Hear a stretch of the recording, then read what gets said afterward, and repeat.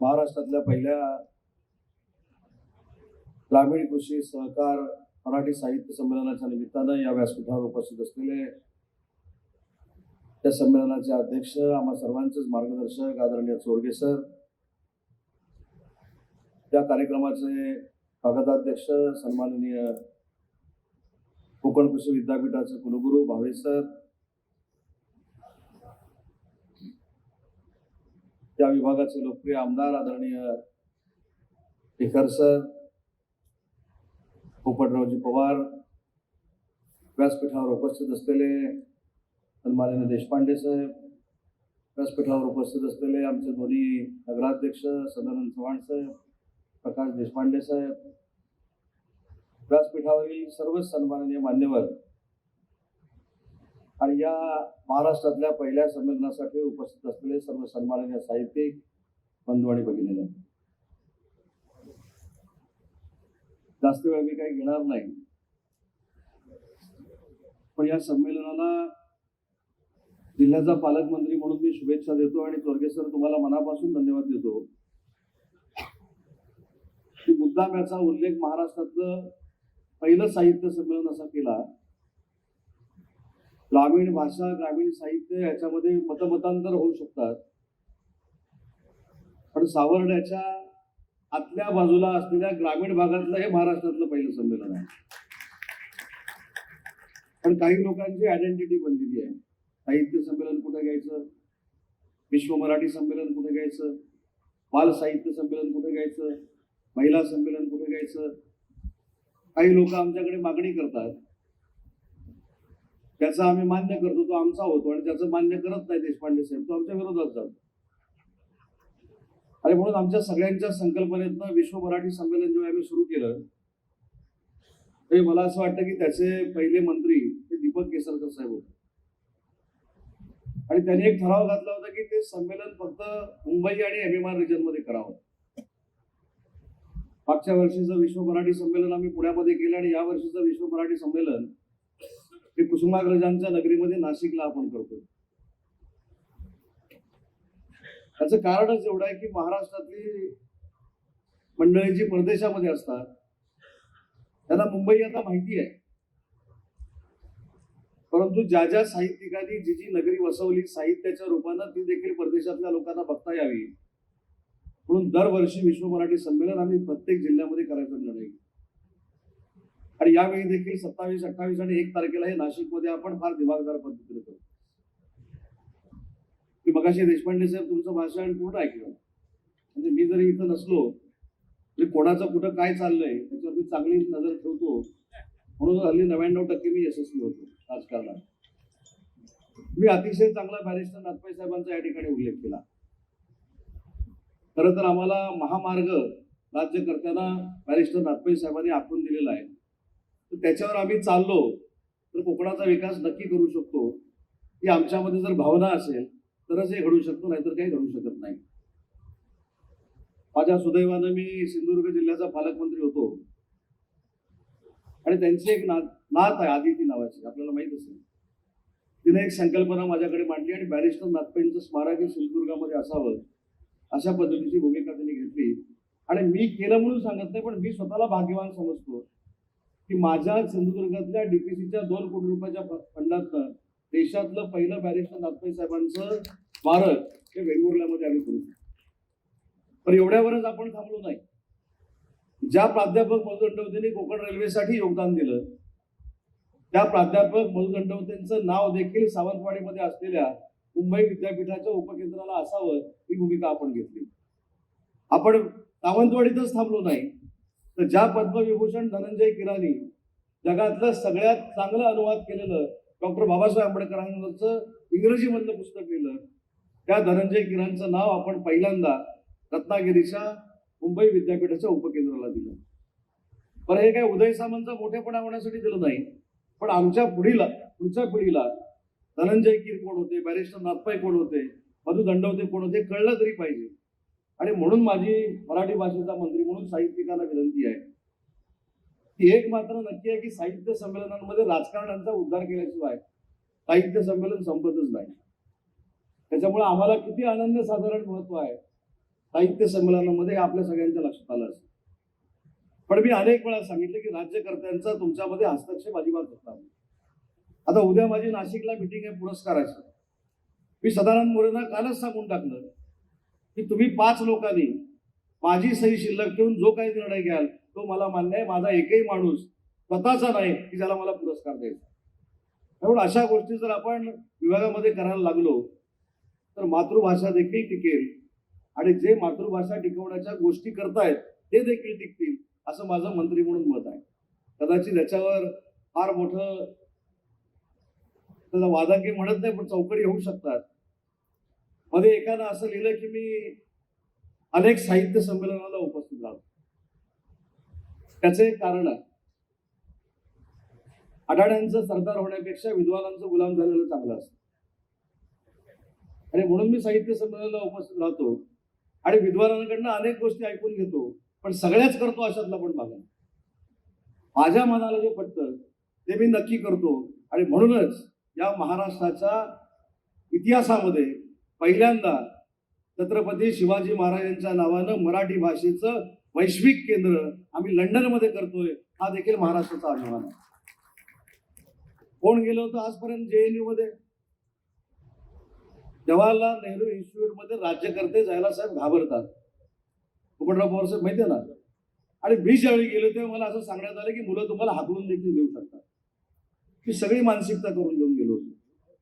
पण तिथे गेल्यानंतर काय केलं की जे महाराष्ट्राच्या इतिहासामध्ये पहिल्यांदा झालं, कुसुमाग्रजांच्या नावानं JNU मध्ये आम्ही अध्यासन केंद्र सुरू केलं आणि छत्रपती शिवाजी महाराजांच्या गनिमी काव्यावर आम्ही अभ्यास सुरू केला.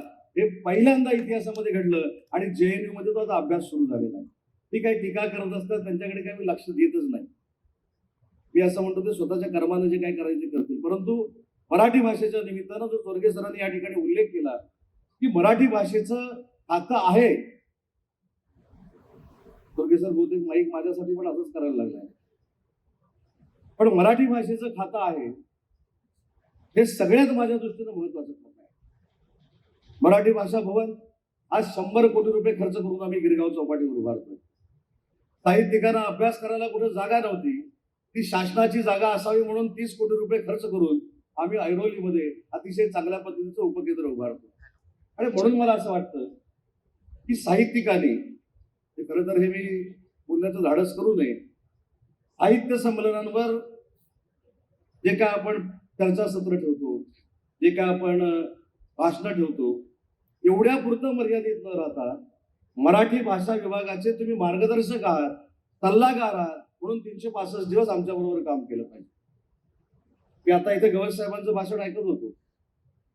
साहित्यिकांमध्ये एक ताकद आहे. स्वर्गीय सरांचं तुम्ही तंतोतंत भाषण जर ऐकलं तर तुमच्या लक्षात आलं असेल. आणि ती ताकद म्हणजे लिखाणाची ताकद. मगाशी इथं राजकारण्यांचा उल्लेख असा देखील करण्यात आला की राजकारणी हे व्यासपीठावर असावेत की नसावेत. साहित्यिकांमधनच कलाकार निर्माण होत असतो असं माझं मत. ज्यावेळी नाटककार नाटक लिहितो त्यावेळेस नाटक स्टेजवर येतो. ज्यावेळी चित्रपट लिहिणारा स्क्रिप्ट लिहितो त्यावेळी चित्रपट प्रदर्शित होतो. आणि तुम्ही असं समजू नका की राजकारणामध्ये कलाकार नाहीये. भरपूर कलाकार आहेत. अनेकांच्या ऍक्टिंग मी वयाच्या 50शीत बघितलेल्या आहेत. म्हणजे बच्चनला लाजवतील अशा काही लोकांची ऍक्टिंग आहे. कधी कधी वाटतंय ह्या क्षेत्रामध्ये का आले. म्हणजे 3 तास नाटक करणाऱ्या कलाकाराच्या चेहऱ्याला 3 तास मेकअप असतो. आमच्यामध्ये काही कलाकार असे आहेत जाधव साहेब की सकाळी उठल्यानंतर जो मेकअप लावतात तो रात्री झोपेपर्यंत काढत नाही. कधी कधी तर मेकअप करूनच झोपतात असे देखील आमच्यामध्ये कलाकार आहेत. त्याच्यामुळे कलाकारांची राजकारण्यांमध्ये वानवा नाही, परंतु राजकारण्यांनी साहित्यामध्ये किती ढवळाढवळ करावी हे प्रत्येकानं ठरवून घेतलं पाहिजे. यशवंतराव चव्हाण साहेबांचा उल्लेख या ठिकाणी झाला, ज्याचा मी आवर्जून या ठिकाणी उल्लेख करणार आहे. राज्याचे मुख्यमंत्री यशवंतराव चव्हाण साहेब होते आणि यशवंतराव चव्हाण साहेबांनी एक ऐतिहासिक निर्णय घेतला होता साहित्यिकांसाठी. आणि तो ऐतिहासिक निर्णय काय होता तर मराठी भाषेमध्ये जे साहित्य घडतं, मराठी भाषेमध्ये जे साहित्य लिहिलं जातं ते प्रचंड ताकदीचं आहे, पण त्याचा अनुवाद हा दुसऱ्या भाषेमध्ये जर करायचा असेल तर त्या लेखकाला प्रचंड खर्च येतो. आज मी ती एक आनंदाची गोष्ट सांगतो, ते का विभाग बंद पडला मला माहित नाही, पण या नाशिकच्या विश्व मराठी संमेलनापासून पुन्हा एकदा यशवंतराव चव्हाण साहेबांच्याच नावानं आम्ही अनुवाद समिती पुन्हा एकदा स्थापन करतोय. आणि ज्यांना ज्यांना असं वाटतंय की माझं मराठी साहित्य हिंदीमध्ये गेलं पाहिजे, कन्नडमध्ये गेलं पाहिजे, तामिळी भाषेमध्ये गेलं पाहिजे, त्याला आर्थिक सहाय्य करण्याचं काम आता महाराष्ट्र सरकारचा मराठी विभाग करणार आहे. मगाशी बेळगावच्या प्रश्नावर आपण बोललो. बेळगावच्या प्रश्नावर प्रत्येक साहित्य संमेलनामध्ये ठराव होतो, पण आम्ही राज्यकर्ते म्हणून विचार केला पाहिजे की आम्ही मराठी बांधवांच्या किती मागावं. पण याच्यातलं थोडं श्रेय माझा विभाग घेऊ शकतो. त्या 1 वर्षामध्ये आम्ही असा निर्णय घेतला की या सीमा भागामध्ये जेवढी मराठी ग्रंथालय आहे त्यांना पैसे दिले गेले पाहिजेत, आणि त्याची सुरुवात स्वर्गीय सरांनी केली. आणि किमान 7 ते 8 ग्रंथालयांना आज बेळगावच्या आम्ही ग्रंथालयासाठी पैसे दिले. ठीक आहे, विरोध झाला, पण मी स्पष्ट सांगितलेलं आहे की त्या ग्रंथालयाच्या उद्घाटनाला मराठी भाषा मंत्री म्हणून उदय सामंत स्वतः येणार आहे. कोण मला कर्नाटकामध्ये अडवतो ते देखील मला बघायचं आहे. आणि म्हणून या सगळ्या गोष्टीसाठी साहित्यिकांची ताकद लागणार आहे. साहित्यिक क्रांती करू शकतात याची उदाहरणं देखील आपण सगळ्यांनी मिळून दिली. तर ते कृषी क्षेत्रामध्ये असेल, सहकार क्षेत्रामध्ये असेल, कृषी क्षेत्रामध्ये काय करावं याच्यापेक्षा काय करू नये याच्यावर परिसंवाद होणं गरजेचं आहे. आपण प्रत्येक साहित्य संमेलनामध्ये बोलताना आत्महत्येवर बोलतो की विदर्भामध्ये आत्महत्या होतात, पश्चिम महाराष्ट्रामध्ये होतात, कोकणामध्ये होत नाहीत, खानदेशामध्ये होतात. पण त्या आत्महत्या होऊ नये यासाठी परिसंवाद झाले पाहिजेत असं माझं वैयक्तिक मत आहे. आज पोपटराव पवार साहेब आता मला सांगत होते या 15 दिवसामध्ये एकत्र भेटून किमान 5 ते 10 गावं या रत्नागिरी जिल्ह्यातली आदर्श गावं करण्यासाठी पालकमंत्री म्हणून तुम्ही प्रयत्न करावा असं आपण सांगितलं. 15 दिवस कशाला, पुढच्या 4 दिवसातच तुम्हाला मी बोलवणार आहे किंवा मी तुमच्याकडे येणार आहे आणि आपण 5 मतदारसंघातली 10 गावं अतिशय चांगल्या पद्धतीनं आदर्श करण्याचा आपण निर्णय घेऊ. त्याच्यामध्ये भास्करराव जाधवांच्या मतदारसंघातली देखील 2 गावं असतील, हे ती पण टाळणार नाही. त्याच्यामुळे या सगळ्या गावांमध्ये जर आम्ही चांगल्या पद्धतीची एक वेगळी ऊर्जा निर्माण करू शकलो, त्याच्यामध्ये सहकार क्षेत्र कसं असावं, कृषी क्षेत्र कसं असावं, यावर आम्ही चांगल्या पद्धतीनं काम करू शकलो तर खरोखरच त्या 10 गावांचा आदर्श घेऊन पुढच्या वर्षी 20 गावं होतील, 20 ते 40 गावं होतील आणि आमचा रत्नागिरी जिल्हा आणि आमचं कोकण हे सुजलाम सुफलाम होईल. त्याच्याबद्दल दुमत असण्याचं काही कारण नाही. कृषी क्षेत्रामध्ये भावेसर आता तुम्ही मला सांगत होते की आम्हाला सगळ्यांना, मला असं नाही, मला सगळ्यांना की कोकण कृषी विद्यापीठ कसं काम करतंय, राहुरीचं विद्यापीठ कसं काम करत असेल. माझा याच्यामधला बेसिक थॉट आहे जो मी अनेक वेळा सांगितला. कृषी विद्यापीठाचं नाव विद्यापीठ जरी असलं तर ते मला असं वाटतं की शास्त्रज्ञ तयार करण्याचं एक माध्यम आहे. आपण जोपर्यंत शास्त्रज्ञ तयार करत नाहीत, जोपर्यंत आपण आंब्यावर कीड पडलेली त्याच वर्षी बाजूला करत नाही, तोपर्यंत त्या विद्यापीठांचा उपयोग आहे असं मी मानणारा कार्यकर्ता नाही. कारण मी देखील उच्च व तंत्र शिक्षण विभागाचा मंत्री असताना 13 विद्यापीठं चालवलेली आहेत. त्याच्यामुळे कृषी विद्यापीठं जी आहेत ही संशोधनाची केंद्र असली पाहिजे, याच्यामध्ये संशोधन झालं पाहिजे.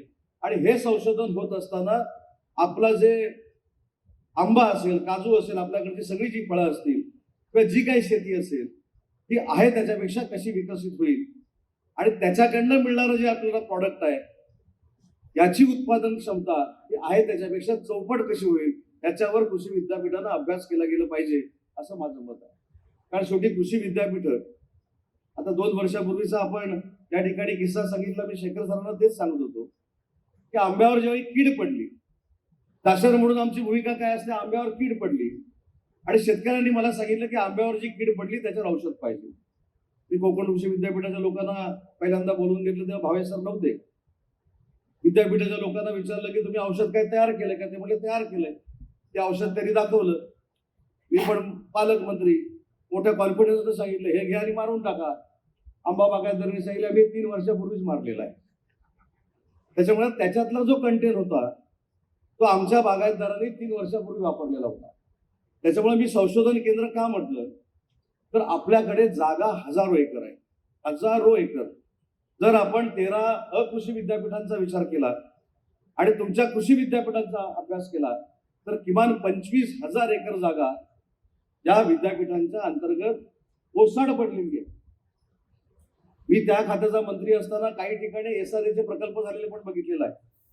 त्याच्यामुळे या जागेचा उपयोग हा शेतकऱ्यांना आपल्याला कसा करून देता येईल याच्यावर शेतकऱ्यांच्या माध्यमातून कंपन्या स्थापून आपण कशा पद्धतीनं आपली फळफळावळ मोठी करता येईल यासाठी आपण कृषी विद्यापीठाने विचार केला पाहिजे. मी मध्ये कुठेतरी एकदा सिल्लोडला गेलो होतो आणि डॉक्टर बाळासाहेब सावंत कृषी विद्यापीठाचा एक मी स्टॉल बघितला.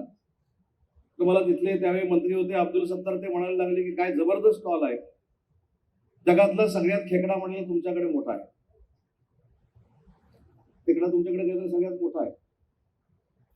आता खेकडा ह्या गोष्टीवर परत मी येत नाही, पण मला असं वाटतं ज्या पद्धतीनं अशा पद्धतीची पैदास आपण निर्माण करू शकलोय की ज्याचं नाविन्यपूर्ण काहीतरी अप्रूप हे बाकीच्या जिल्ह्यांना आहे किंवा बाकीच्या राज्यांना आहे, अशा पद्धतीचंच काहीतरी कृषी विद्यापीठात निर्माण झालं पाहिजे, ही माझी प्रामाणिकपणाची भावना आहे. आणि म्हणून सर तुम्ही असाल, चोरगे सर असतील, आणि आज मला एक चांगलं कळलं की भावे सरांकडनं जर काम करून घ्यायचं असेल तर चोरगे सरांना सांगायला पाहिजे आता, कारण ते चोरगे सरांचे विद्यार्थी आहेत. सहसा माझं काम ते करत नाहीत, पण आता भविष्यामध्ये मी चोरगे सरांना नक्की सांगेन, हे ते 100% माझं काम होईल. पण ह्या सगळ्या गोष्टीचा मतितार्थ काय, तर आज आपण जे साहित्य संमेलन घेतलेलं आहे हे 3 विभागामध्ये घेतलेलं आहे. ग्रामीण भागाचं म्हणून घेतलंय, कृषी म्हणून घेतलंय आणि सहकार म्हणून घेतलंय. आता सूत्रसंचालन करत असताना संजयने जे सांगितलं की मागच्या वर्षीच्या दिल्लीच्या साहित्य संमेलनामध्ये आम्ही सगळे होतो आणि जगातलं पहिलं संमेलन ऑन व्हील जे झालं त्याचं स्वागताध्यक्ष मी होतो. संजय नहार माझ्याबरोबर होते, आम्ही सगळी मंडळी होतो. म्हणजे ग्रामीण साहित्याचा अर्थ चोरगे सर मी कसा लावतो ते तुम्हाला सांगतो. मी त्या रेल्वेतनं प्रवास केला, 6-7 तास प्रवास केला आणि 6-7 तास प्रवास केल्यानंतर एक माझ्या लक्षात आलं की कोणीतरी प्रिंट काढलेली पुस्तकं छापलेली आहेत, म्हणजे प्रिंटिंग केलेलं नाही, प्रकाशन केलं नाही, मी काहीतरी लिहिलंय, माझं तुम्ही वाचलं पाहिजे, मी आज मराठी भाषेचा मंत्री म्हणून देतोय म्हणून तरी तू वाचलं पाहिजे, म्हणून 4-5 दिवसापूर्वी जाऊन फोटो कॉपी काढून त्याचं पुस्तक बनवलेलं देखील मला लेखक सापडले. कविता संग्रह देखील मला तसे सापडले, आजही माझ्याकडे आहे. ग्रामीण साहित्य म्हणजे मी असं मानतो की ज्यांची आर्थिक परिस्थिती बेताची आहे पण ते ताकदीनं साहित्य लिहू शकतात ते ग्रामीण साहित्यिक आहेत. मला शहरात काही जायचं नाही, पण असे साहित्यिक मला सापडले आणि ते आजही मला भेटले की सांगतात की तुमच्या बरोबरचा 8 तासाचा 10 तासाचा प्रवास आमचा चांगला झाला. तो कशासाठी चांगला झाला, तर त्यांच्या मते एवढंच होतं की मराठी भाषेचा मंत्री प्रत्येक डब्यामध्ये येऊन 15-15 मिनिटं बसला, बाकी काहीच नाही. आणि त्याच्यामध्ये एक मुलगा मला असा सापडला की ज्याच्या खांद्याला हलगी लागलेली होती, कपडे फाटलेले होते. मी आमच्या काही लोकांना सांगितलं रे बाबा चुकून चढलाय होते आपल्या ट्रेनमध्ये. त्यानं मला विनंती केली की माझा एक फक्त पोवाडा आहे का, मला संगीतातलं जास्त कळतं अशातला भाग नाही, पण ज्यावेळी त्यानं तो पोवाडा म्हटला त्यावेळी त्याचा स्केल हा प्रल्हाद शिंदेच्या वरचा होता.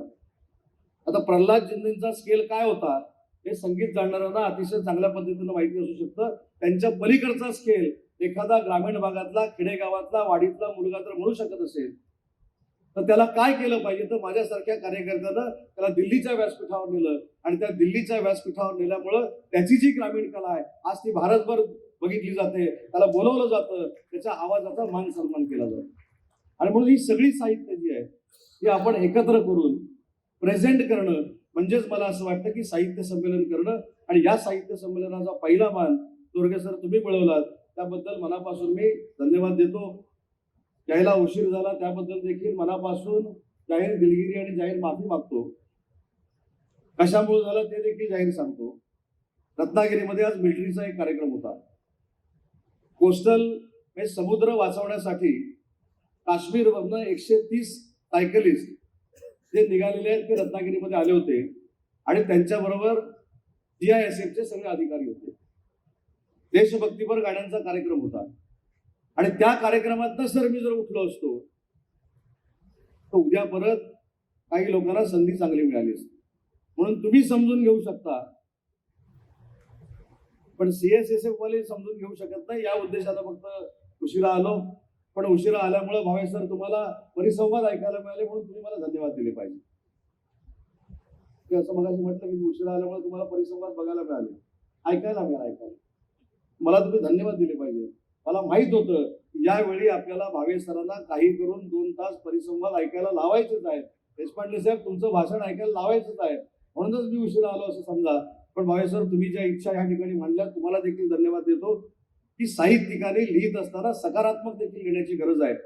आणि ते सकारात्मक कोकणच्या दृष्टीनं आपण काय लिहावं तर आत्महत्येचा प्रश्न तर ठीकच आहे, पण आजही आमच्याकडे करवंद आहे, आजही आमच्याकडे जांभळा आहे, आजही आमच्याकडे समुद्र आहे, आजही आमच्याकडे निसर्गरम्य वातावरण आहे. कॅलिफोर्नियावर आपण बोलतो, कधीतरी उद्योग मंत्री म्हणून एकदा जाण्याची संधी मिळाली होती, पण जबाबदारीनं सांगतो, कॅलिफोर्निया कोकणच्या 10% देखील नाही, 10% देखील नाही. कोकण हा निसर्गरम्य आहे, कॅलिफोर्निया आर्टिफिशियल आहे. त्याच्यामुळं निसर्ग जो आपल्याला परमेश्वरानं वरदान म्हणून दिलेला आहे तो टिकवणं हीच संकल्पना कदाचित स्वर्गीय सरांची असावी, म्हणून या साहित्य संमेलनाचं आयोजन सर तुम्ही केलं. पुन्हा एकदा तुम्हाला या संमेलनाच्या बाबतीमध्ये मनपूर्वक धन्यवाद देतो आणि जाता जाता एकच फक्त माझ्या ऑफिसचा किस्सा सांगतो आणि माझं मनोगत संपवतो. मगाशी सरांनी सांगितलं की हल्ली ब्रो पण म्हणतात, ब्रो ब्रो म्हणजे ब्रदर, तीच पण म्हणतात. तर मध्ये एका कार्यक्रमामध्ये माझ्या अधिकाऱ्यांनी मला सांगितलं की DF, ES आणि US सरांना आम्ही भेटलो. त्यांनी सांगितलं DF म्हणजे कोण? देवेंद्र फडणवीस. ES म्हणजे कोण? एकनाथजी शिंदे. आणि US म्हणजे कोण? मी. मी म्हटलं आता मी तुम्हाला काम देतो, मला अशीच नावं शॉर्ट फॉर्मची मराठीतली जरा आणून द्या. त्यांनी काय केलं असेल, आमचे अधिकारी किती हुशार आहेत बघा. ते पुण्याचा एक अथर्व नावाचा मुलगा आहे, त्याला ते भेटले आणि त्याला म्हणाले की आम्हाला 3 शब्द शॉर्ट फॉर्म मधले मराठी दे. त्याने 3 शब्द दिले, मी लिहून आणतो. एक दिला वसलेले, दुसरा दिला बसलेले आणि तिसरा दिला हगलेले. 3 शॉर्ट फॉर्म. तुम्ही विचारलं हे कसले शॉर्ट फॉर्म आहे, तर त्यांनी मला सांगितलं वसलेले म्हणजे वसंत सदाशिव लेले, बसलेले म्हणजे बबन सदाशिव लेले आणि हगलेले म्हणजे हरिश्चंद्र गणेश लेले. अशी परिस्थिती मराठीमध्ये पण आहे, म्हणजे इंग्रजीमध्ये आहे असं म्हणण्याचं कारण नाही, अशी परिस्थिती मराठीमध्ये देखील झालेली आहे. आणि म्हणून मराठी भाषेचा मंत्री म्हणून मला अनेकांना जे शॉर्ट फॉर्म करतात त्यांना एक विनंती आहे की मराठी भाषा ही अतिशय प्रगत भाषा आहे, मराठी भाषा ही अतिशय महत्वाची आपली मातृभाषा आहे. आणि महत्वाची गोष्ट साहित्यिकांना शेवटचं वाक्य सांगतो की या महाराष्ट्रामध्ये मराठी भाषा शिकण्याचीच सक्ती आहे, बाकी कुठचीही भाषा शिकण्याची सक्ती नाही. हे पुन्हा एकदा सांगतो आणि माझं मनोगत संपवतो. जय हिंद, जय महाराष्ट्र.